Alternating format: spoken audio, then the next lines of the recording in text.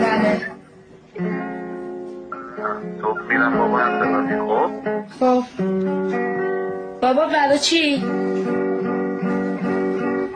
نمیتونم بگم برای چی، ولی دیگه به زنگ نزدم مراقب بازی باش. هنوزم قربونه که چشمای پسر خوب باشی زنگ بزن. باش. هنوزم بابا مگه حال نداره بودی بیاد پیشمون؟ تو مثل چرا بابا؟ شبای پس چرا میخوای بری انفرادی؟ هنوزم نمیدونم بابا. دیدن اگه تو میتونم زنگ نزدم برام مثل بدا که همیشه پیشم. عمر دوباره چرا نمیاد پیشمون؟ عزیزم بابا.